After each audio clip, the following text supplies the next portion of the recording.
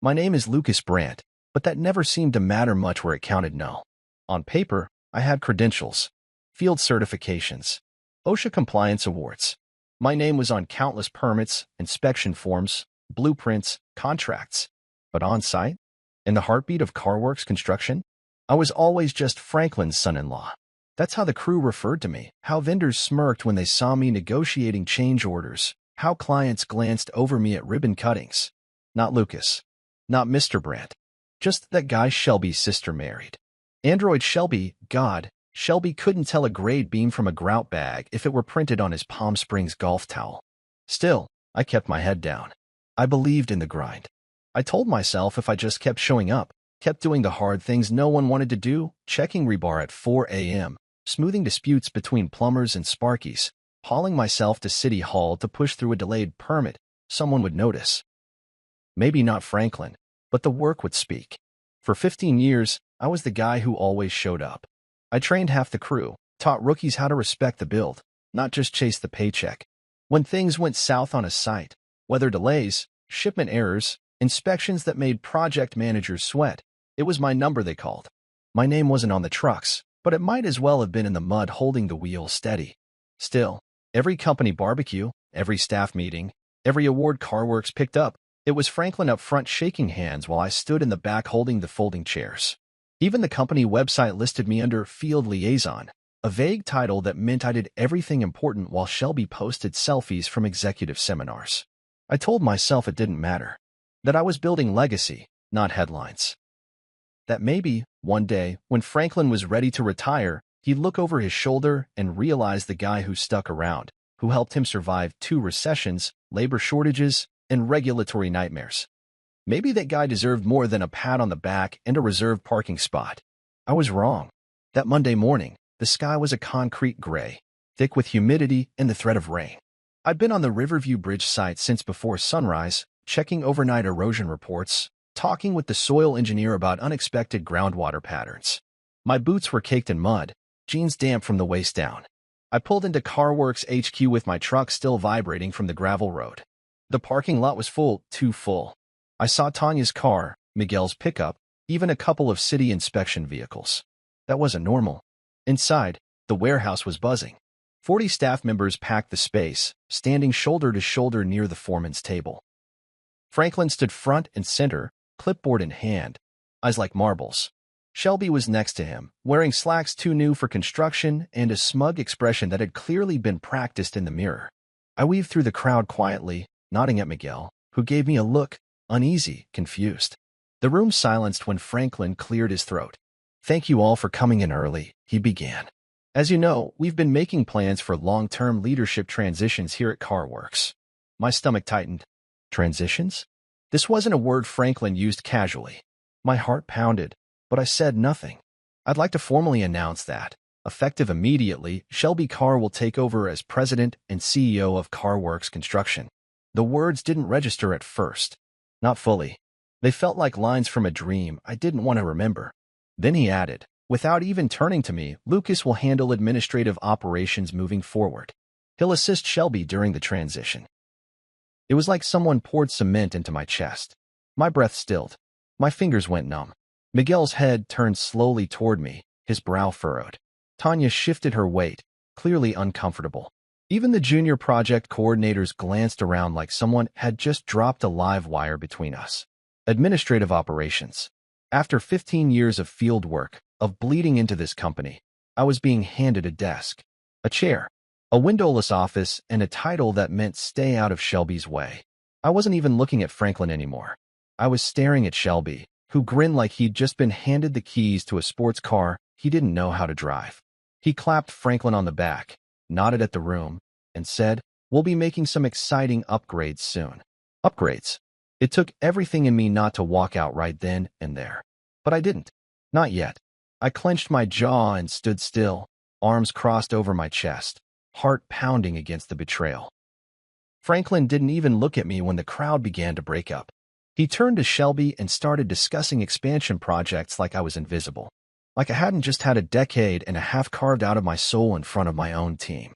I walked out of the warehouse that day without a word. Not to Franklin. Not to Shelby. Not even to Miguel, who tried to catch my arm but stopped short when he saw the look in my eyes. I got in my truck and sat behind the wheel for a long time, staring at the dashboard. The keys were in my hand, but I wasn't driving yet. My whole life had been this company. And now I was just a ghost with a job title. A man whose work was remembered, but whose name was never known. I looked at my reflection in the rearview mirror. Mud on my face. Eyes like storm clouds.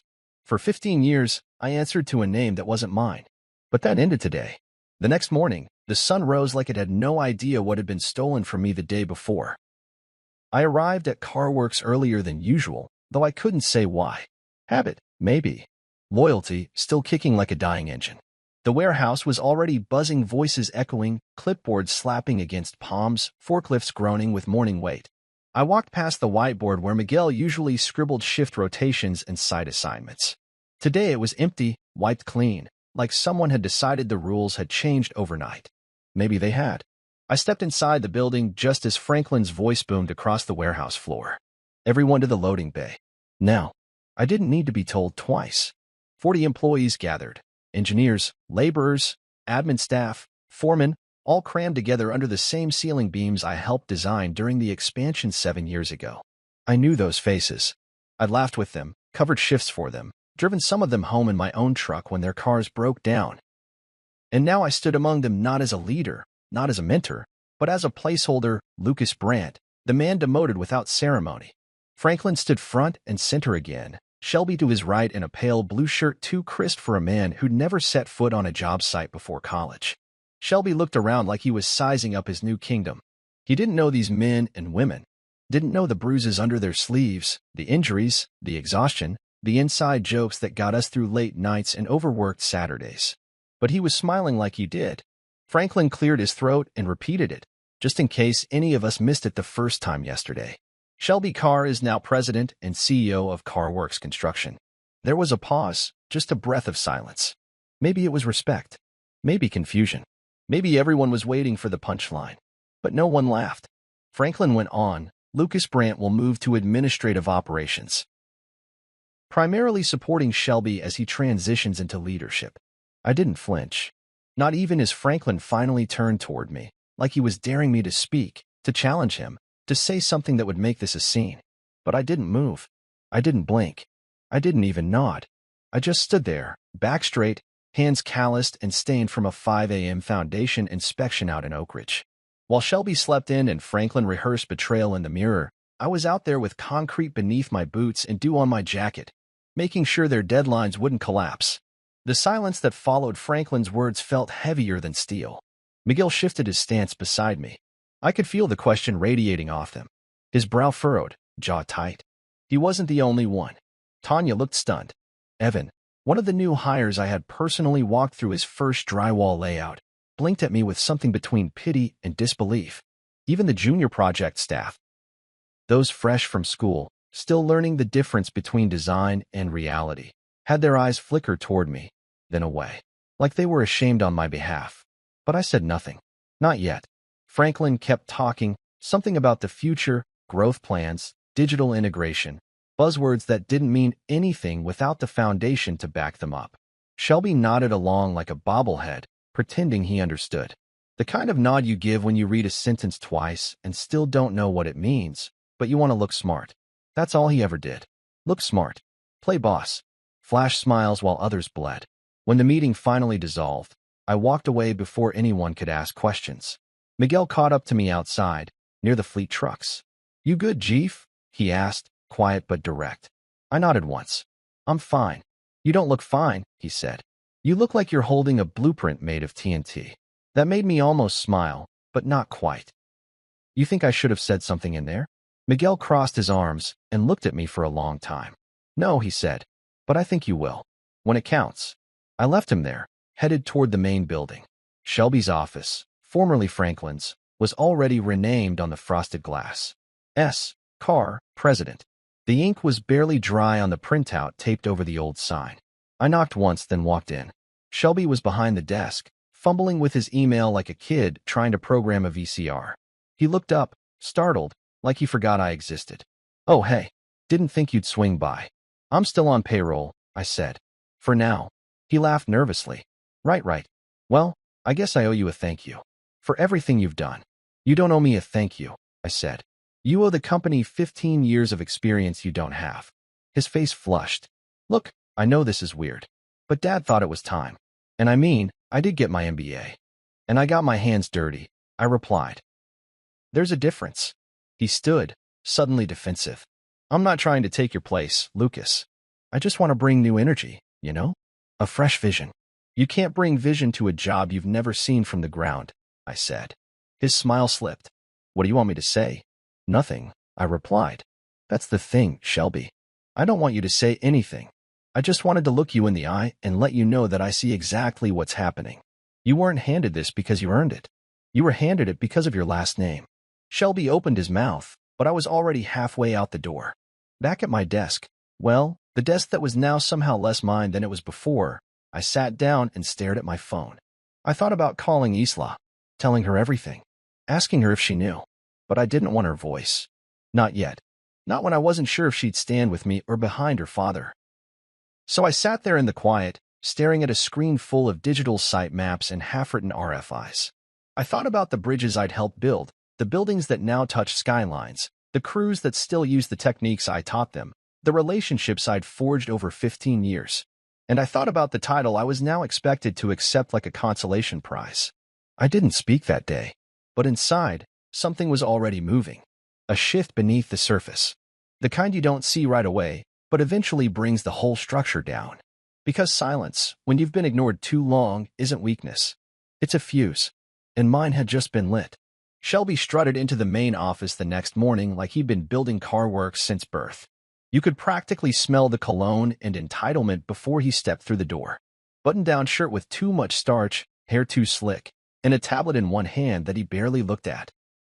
He wasn't carrying tools or permit folders or a rolled blueprint like the rest of us did every day. No, just that damn tablet and a face full of borrowed confidence. He strolled through the hallway like he owned it, passing the project coordinator desk where Rebecca sat sorting site schedules.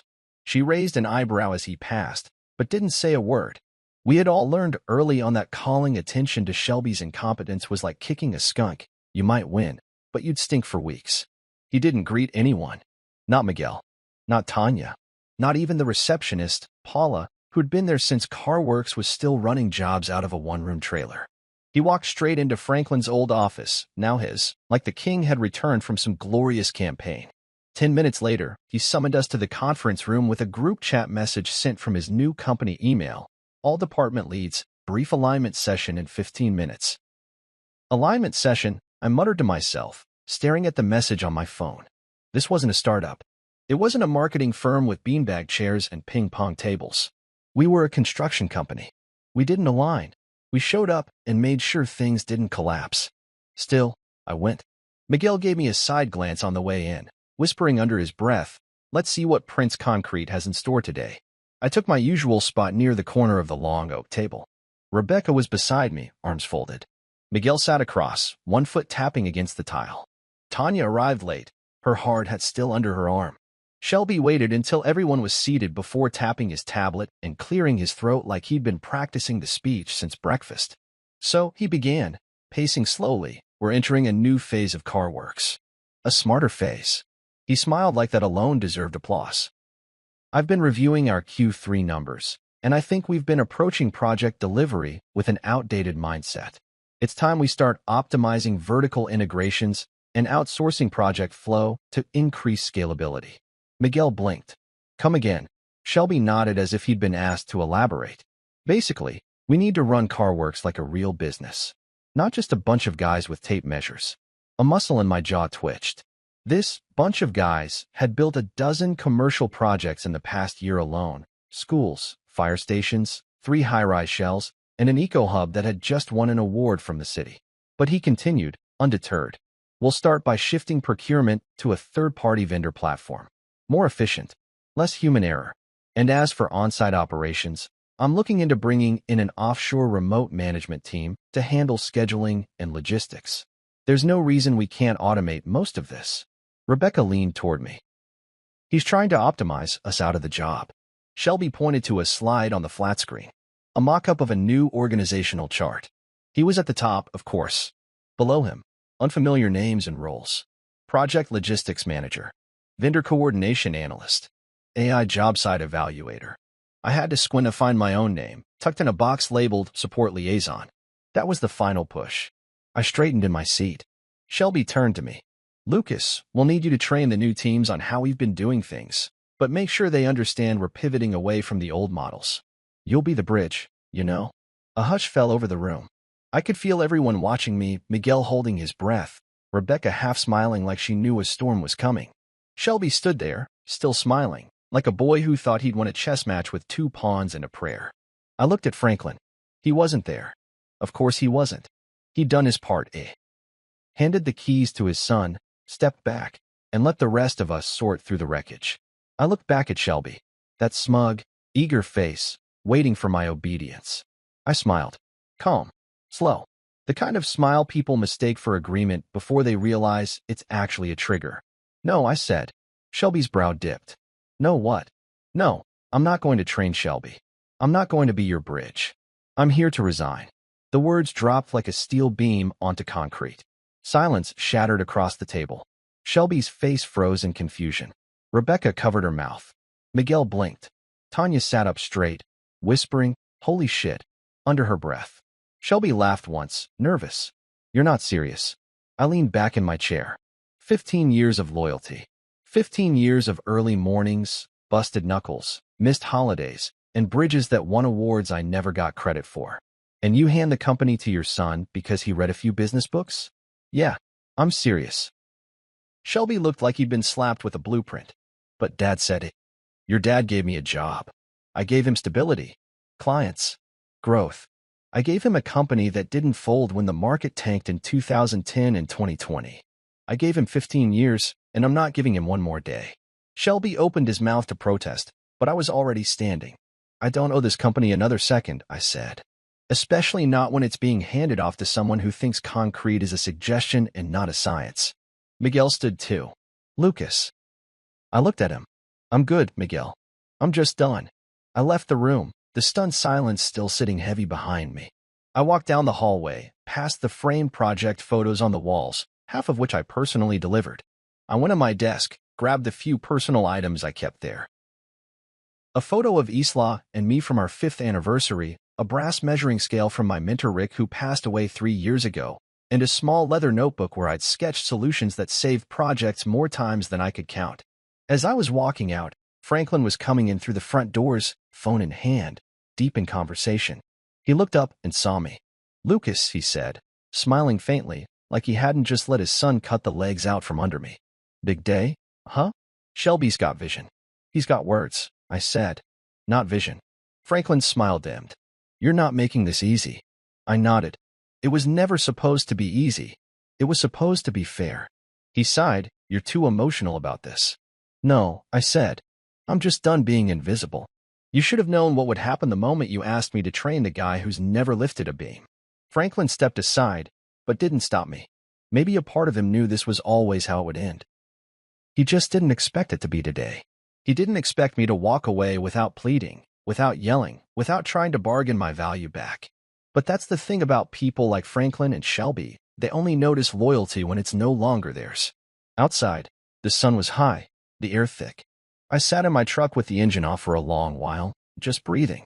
My hands trembled, but not from fear. From release. From the kind of relief that comes when you finally set down the weight no one ever acknowledged you were carrying. I didn't know what I'd do next, but I knew one thing for certain. Whatever I built from here on out would have my name on it. Not Franklin's. Not Shelby's. Mine. Because when the hammer finally drops, it doesn't care about your last name. It cares about WH. He shouted, slamming his palm against the desk that I had practically built with my own sweat. The old man's face was flushed to deep red, as narrowing like I was some entitled intern who didn't know the cost of a beam or the difference between pressure-treated and composite decking. But I didn't flinch. Not this time. No, I said, standing tall on legs that didn't tremble. You gave me a job. I gave you 15 years of stability. Clients who stayed because they trusted me. Growth because I pushed when the rest of the industry pulled back.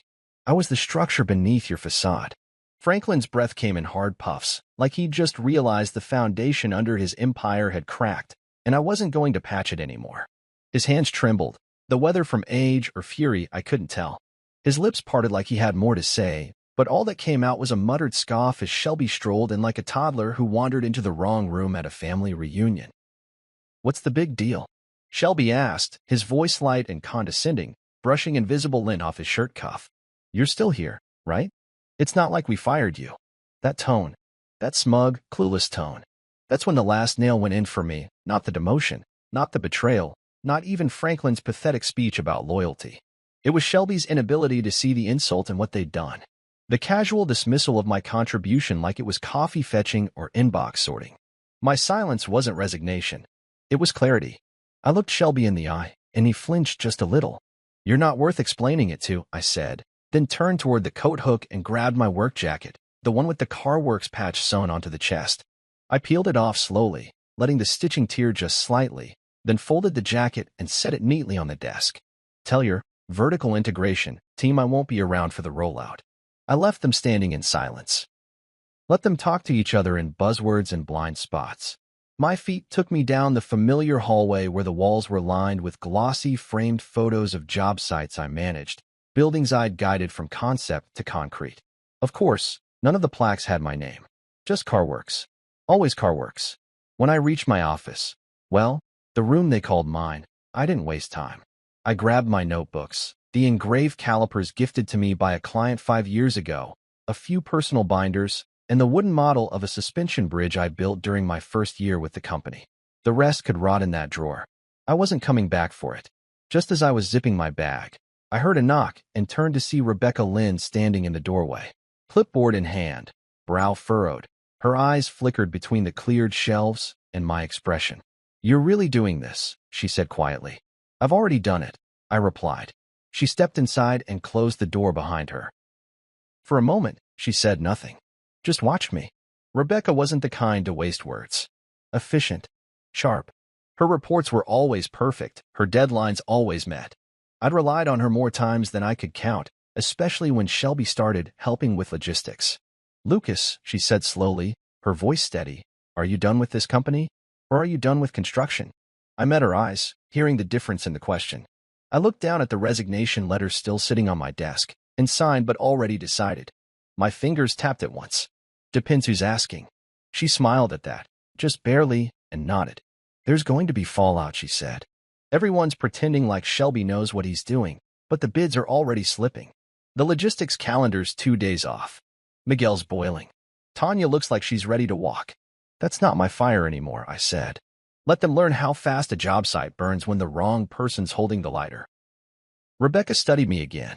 Then, after a pause, she said, "If you ever decide you're not done with construction, some of us would follow." It was a simple sentence, but it hit harder than Franklin's shouting or Shelby's smirk. Some of us would follow. Not because I was their boss. Not because my name carried weight. But because of the way I worked. The way I led. The way I stood on rebar-strewn ground beside them, rain in my face, clipboard in hand, solving real problems in real time without hiding behind titles. I nodded. "I'll keep that in mind." She left without another word. I sat down for a moment, letting the room settle around me. This place, this office, this company, I had poured years into it. I'd sacrificed evenings, weekends, holidays. I missed my own 10th anniversary dinner with Isla to finish an emergency permit for a municipal project that Franklin later credited Shelby for. I showed up when it was dark and left when it was darker. And yet, it had never truly been mine. Now it was someone else's mess to clean. I left the building without saying goodbye. I didn't need to. The ones who mattered would understand in time. I drove home slowly, my hands loose on the steering wheel. The sky was low and gray, threatening rain. Somehow fitting. When I walked into the house, Isla was in the kitchen, slicing peaches. She didn't turn around right away. "You're home early," she said softly. "I quit," I replied. She set the knife down and turned to me, eyes wide but unreadable. No gasp. No flood of questions. Just a long, quiet pause. "You knew," I said. She didn't deny it. "Dad told me it was happening." I didn't know exactly how, but I knew. Her honesty didn't hurt more than the betrayal. It hurt in a different way. A deeper one. She had known and said nothing. She hadn't warned me, hadn't prepared me, hadn't fought for me. I nodded slowly. "Right. Lucas." I raised a hand. "Don't. Not now." She stepped toward me, then stopped, unsure. I gave your family everything, I said. And I never asked for a spotlight. Just respect. Just a place at the table I helped build. But I was always the son-in-law, never the man. She looked down, ashamed. Maybe too late. I walked past her into the living room, dropped my bag on the couch, and sank into the nearest chair. For the first time in years, I had nowhere to be. No schedule to chase. No emails to answer. No name badge to wear. Just a man. With no last name that mattered to anyone but himself. And somehow, that felt like the first solid ground I'd touched in years. Miguel left 2 days after I did. He didn't throw a fit, didn't slam any doors, just walked off-site during a break, handed in his badge, and never came back. Tanya followed a few hours later. I heard about it through the grapevine first, then confirmed it when Rebecca texted me a single line. 2 more gone. They're watching you. Word had started to spread. Quietly at first, like a whisper carried on steel beams and coffee mugs. Lucas Brand had walked. Not stormed out. Not burned the place down. Just walked. And in this industry, when someone who built a company leaves without drama, people pay attention. Because they know it's not emotion, it's math. People like me don't leave unless we've already added up the cost. I didn't gloat. There was nothing to gloat over. I didn't want CarWorks to fail, even if it was falling apart like a half-poured foundation. What I wanted was truth, and now that I was gone, it was surfacing fast. Project managers were calling me privately. Subcontractors were checking in, pretending it was small talk. Even old vendors I hadn't worked with in years were asking if the rumors were true. Had I really left? Was Shelby in charge now? Did I have something else in the works? At first, I said no. Just living. Just figuring it out.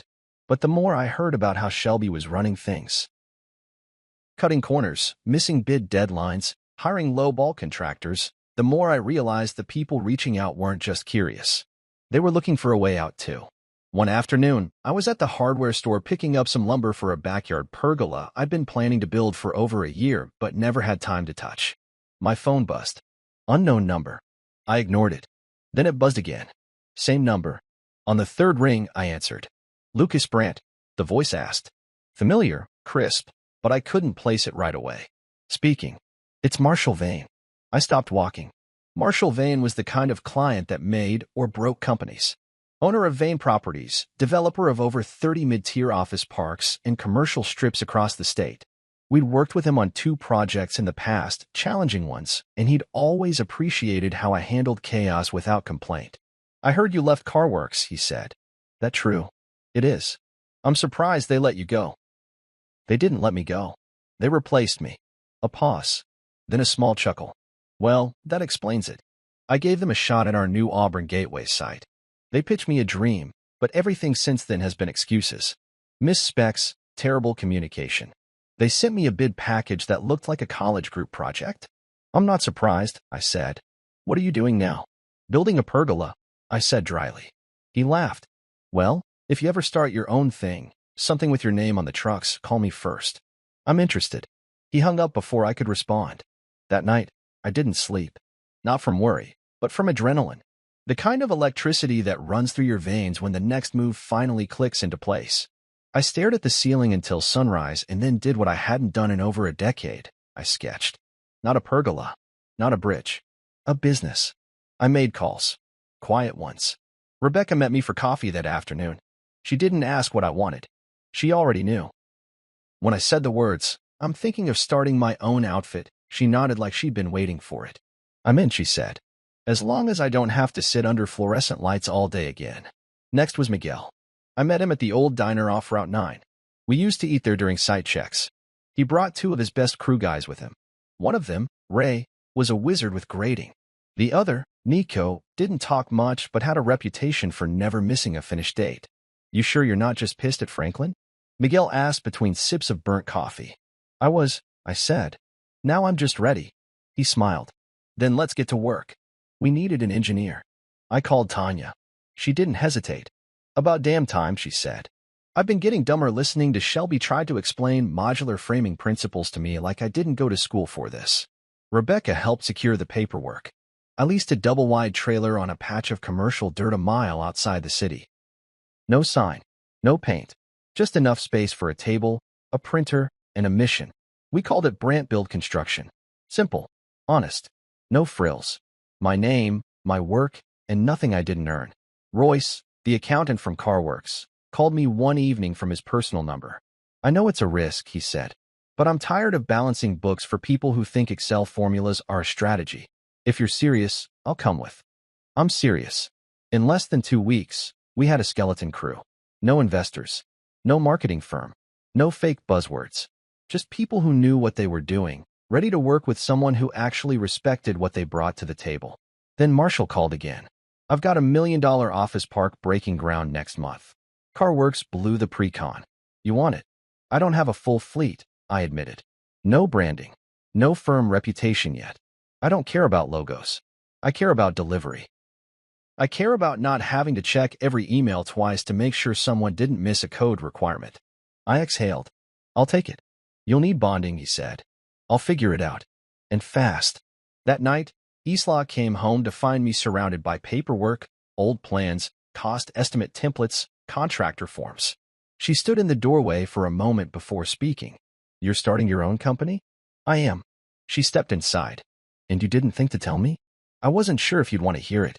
She sat across from me. I know my father hurt you, but if this is your way of getting back at him. It's not, I said. This is about doing it right. For once. Her face softened. Then build it. Just make sure you're building for the right reasons. I didn't respond. I just nodded. Because she was right. I wasn't in this to compete with Franklin or to bury Shelby. I was in this to reclaim what they never gave me. Credit, control, and the dignity of doing things the way they should be done. As I stared at the blank company letterhead I printed minutes ago, I picked up a pen, paused, then wrote the first words that would define the next chapter of my life. Brandt Build Construction. Founder and principal, Lucas Brandt. And beneath it, like a blueprint finally coming to life, I scrawled the words I lived by. Measure twice. Build once. Lead always. I made the call to Marshall the next morning, my thumb hovering over the screen for a full minute before I tapped dial. The sun hadn't even fully risen, but the buzz in my chest said sleep was out of the question anyway. Marshall picked up after 2 rings, his voice already sharp. Man didn't waste time, even at 6:30. I'm in, I said. Good, he replied. You bring the brains, I'll bring the bricks. And that was it. No drawn-out contracts. No bloated investor meetings or pages of bloated vision statements. Just 2 men who knew what the other could deliver. By noon, we'd hashed out the terms. Marshall would front the capital, equipment leases, payroll, insurance, and I'd retain majority ownership, creative and operational control. Brandt Build Construction wasn't just a name anymore. It was real, breathing, dangerous. I leased a double-wide trailer on a patch of gravel lot that once housed temporary school buildings after a fire. It wasn't much, 2 rooms, a flickering fluorescent light, and a creaky HVAC unit that groaned louder than a backhoe in winter, but it was ours. I bought folding tables from a liquidation sale, used office chairs from a closing print shop, and a coffee machine that had clearly seen war but still brewed strong. On the first day, I walked in and taped our name to the front window, Brandt Build. Black block letters. No flair. Just solid. Rebecca was the first to show up. She brought a thermos of coffee and a battered laptop already loaded with permit templates and crew schedules. Nothing's connected to Wi-Fi yet, I warned. She sat down anyway. Doesn't matter. I've got enough in here to launch the shuttle. 2 hours later, Miguel pulled up in his truck, Ray and Nico in tow. They didn't say much when they walked in, just nodded and started pulling out their boots and gloves. I handed Miguel a stack of blueprints for the Auburn Gateway project. He flipped through them like they were blueprints to a kingdom. Timeline. Groundbreaking in 6 days, I said. Site prep starts tomorrow. I already pulled temp permits through Marshall's guys. We get this right. We make noise. He gave a low whistle. $1 million office park. Out the gate. It's what we've earned. No more waiting for someone else's green light. By the end of the week, Tanya was back too. She pulled into the lot in her old Ford, the bumper still zip-tied from the last snowstorm. She climbed out and tossed me a roll of drawings before I even said hello. Mechanical plans, she said. Spend all night reworking the HVAC routing. Shelby's version would have failed city code in 4 places. You're not even on payroll yet, I said. She shrugged. Thought I'd start early. It was like the bones of a company started materializing out of dust. We didn't have uniforms, just matching hard hats I bought in bulk. We didn't have a logo, So Miguel's wife painted our name on a plywood sign out front. We didn't have a website, but Rebecca built a Google Drive folder called Stuff That Matters and started tracking every permit, every schedule, every invoice by hand. We were raw, bare, but we moved like a seasoned unit. Because we'd done this before, under someone else's name, someone else's control. And now? Now we were building the thing we always thought construction should be: honest, skilled, dependable. Without the politics. Without the nepotism. Without Franklin and Shelby hovering over our shoulders with clueless checklists and fake smiles.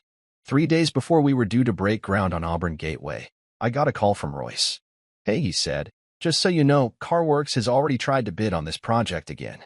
"They lost it," I said, pacing the length of our tiny trailer office. "They're desperate."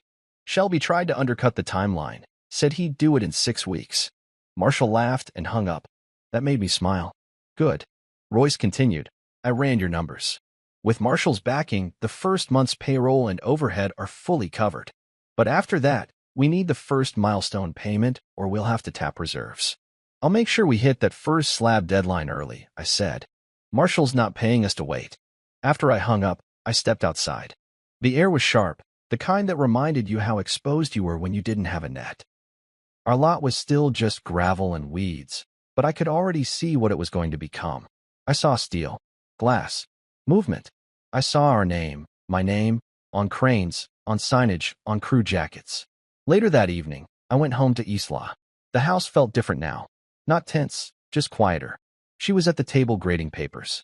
Her expression neutral, not cold, not warm. "How was day one?" she asked. "We signed on 3 more subs. Tanya's back." Royce ran the numbers. "It's happening." She nodded, but didn't look up. I sat down across from her. "Are you worried?" She hesitated. "I'm watching." "Watching what?" "You. Who you become now that you're in charge." That stung, but I understood it. Maybe she still wasn't sure if this was a move of pride or of purpose. Maybe she still had one foot planted in the house of Carr. I didn't blame her. But I also knew this. Brant Build wasn't about revenge. It was about presence. It was about finally showing up for myself, after a decade of showing up for everyone else. The next morning, I drove out to the Auburn Gateway lot. Dirt, flagged stakes, and a portable toilet. It looked like a mess to anyone passing by. But I stood there smiling, Miguel and Tanya by my side, the sun cutting through the trees like a promise. Miguel clapped me on the back. "You ever think we'd be the ones signing the checks?" "Only every time Shelby told me to fetch coffee," I said. We laughed, and then we got to work. We poured the first footer at 8:12 a.m., 3 minutes ahead of schedule. That's when it hit me. This wasn't the beginning of a company. It was the beginning of a standard. And I'd be damned if I let anyone break it. While we were pouring foundation and framing futures, CarWorks was slowly collapsing under the weight of its own arrogance. I didn't celebrate it. I just watched. Closely. The silence from their end said everything. No spin campaigns. No fake announcements. Just missed calls, sloppy mistakes, and projects limping through delays they didn't understand. It started with the Goldwood Plaza site. I knew that job backward. I'd scoped it from the moment it was a concept sketch. Conducted soil test. Towed boots twice a week. The first report I got came from Tanya's old friend at City Planning. Goldwood had failed a structural inspection. Foundation spacing was inconsistent. Beam supports were undercalculated. Concrete orders had been shorted.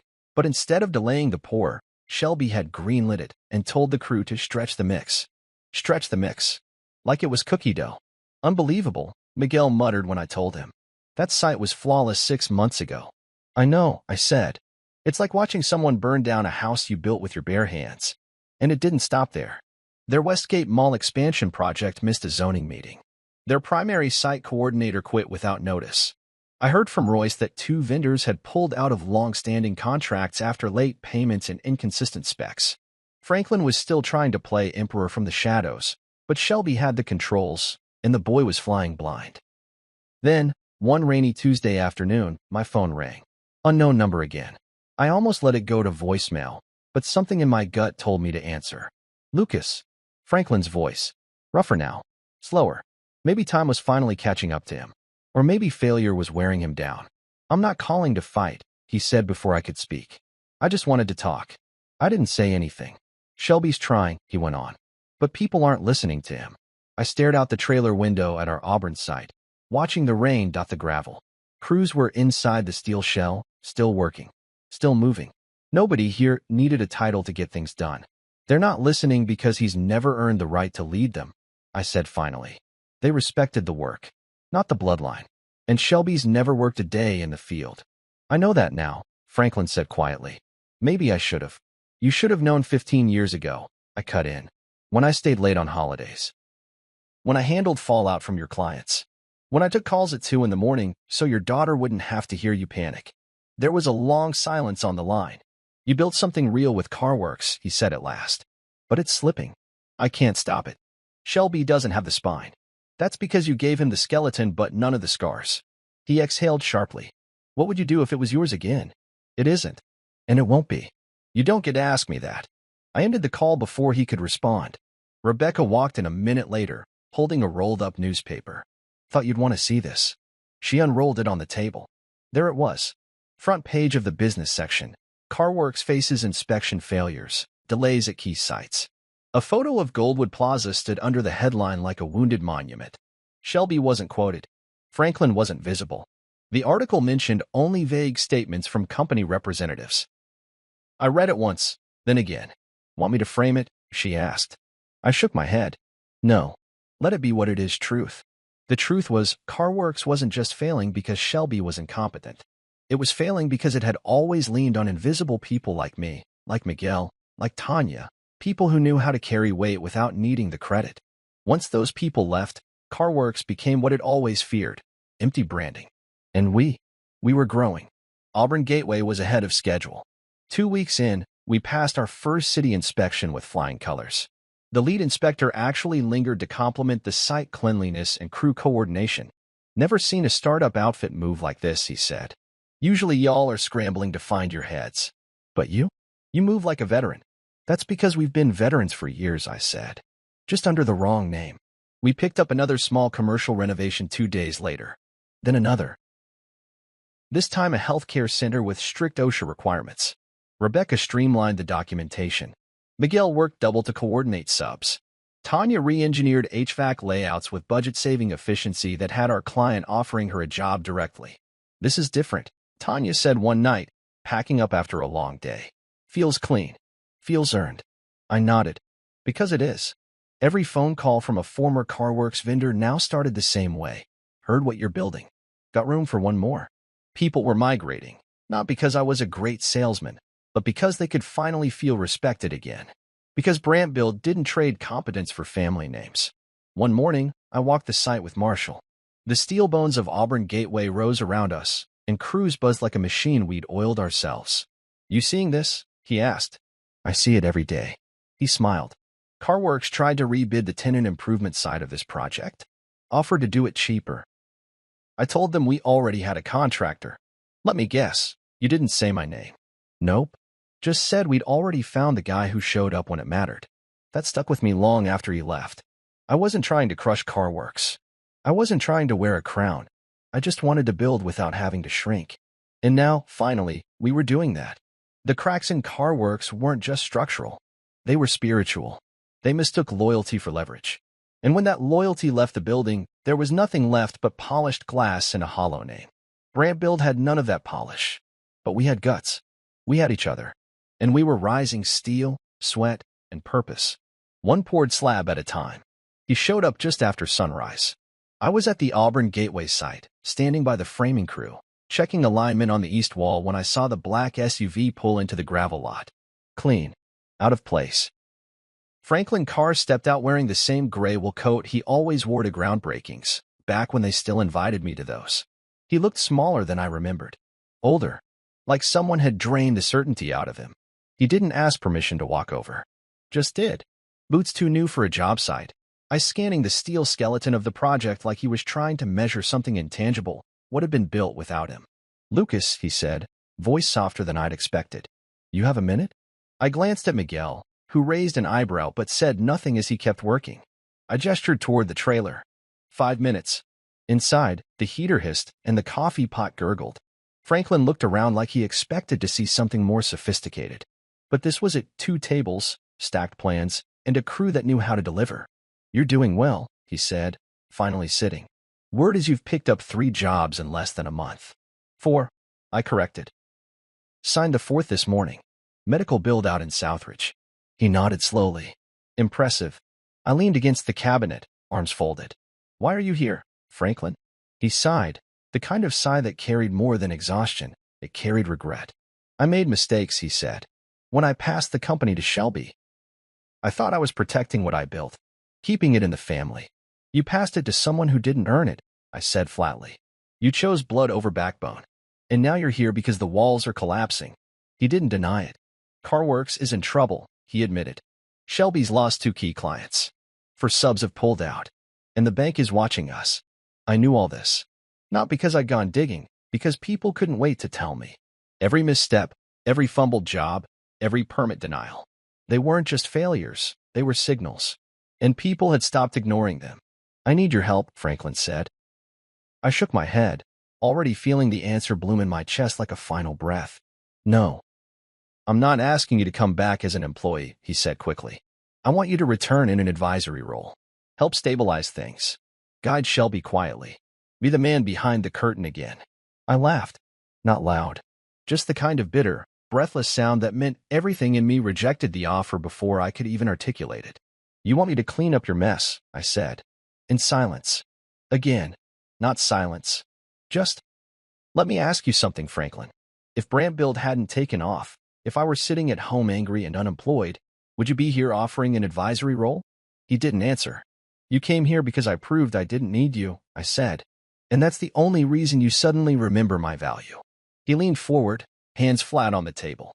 I'm trying to fix what's broken. You're too late. He blinked. You'd really let CarWorks fall? I walked to the window and looked out. Our crew was lifting beams with clean precision.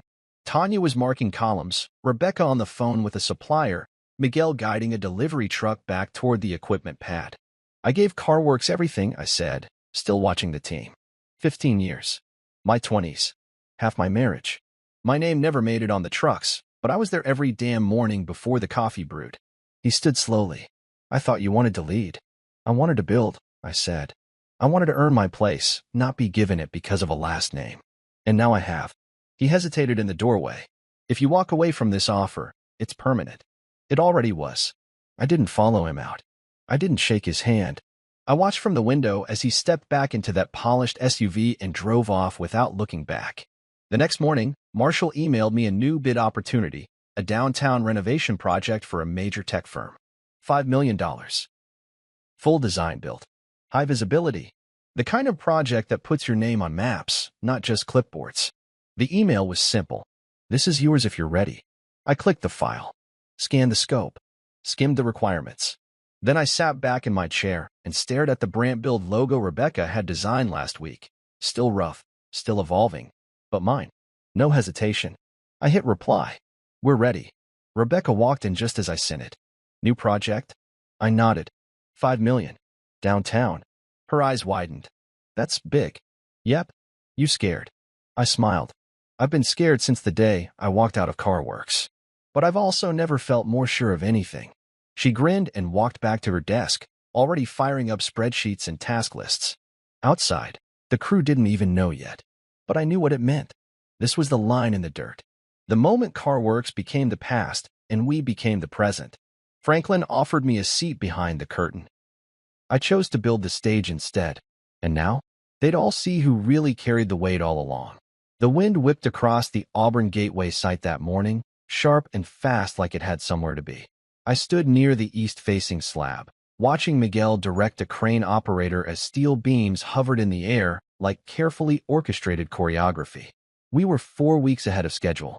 Again, Tanya's ductwork was running smoother than any inspector expected, and the city had just passed us on electrical rough-in without a single correction note. Our subcontractors were showing up early. Our clients were smiling.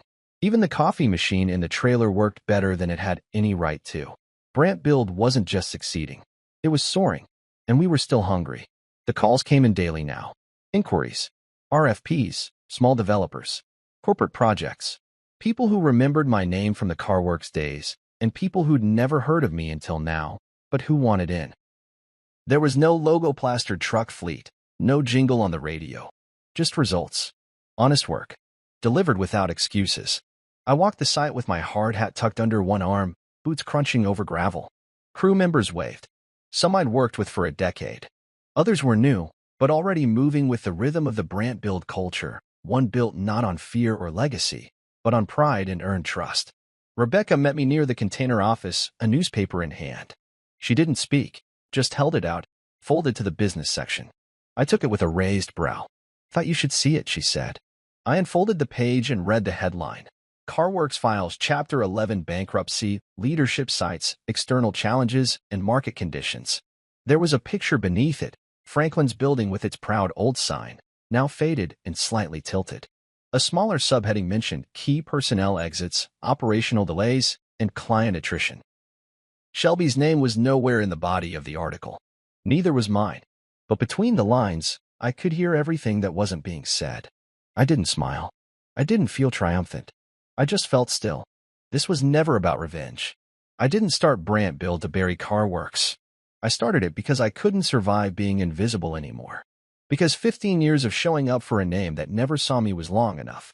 But that headline, that quiet fall, meant something. Not just as validation, but as closure. I passed the paper back to Rebecca. "No need to pin that one up." "You sure?" she asked. "You earned this." "I didn't build Brant Build despite them," I said. "I built it so I'd never have to go back to being someone else's leverage." She nodded slowly. Still, poetic. It was. In a way. I stepped into the trailer, where Tanya was unrolling schematics for our next job, a library remodel in Edgewood. She was already arguing with the supplier over an HVAC delay, flipping between plans and budget allocations with effortless command. Roy sat at the back corner, crunching payroll numbers for our new hires. "We good on the Mason bid?" I asked, leaning into the space. Royce gave a thumbs up without looking up. "Sent this morning. Tight numbers, clean scope. They'll say yes." Tanya didn't even glance up from her plans. "The new guys start Tuesday. I'll walk them through duct install. No drama. No drama." I wanted to frame that. Everything we did now was grounded in trust and ability. There was no management trying to climb over us. No executives second-guessing what they didn't understand. There was only momentum, and the determination not to let what we were building get contaminated by the rot that brought CarWorks down. Later that afternoon, I stood out near the north side of the site as the sun began to dip.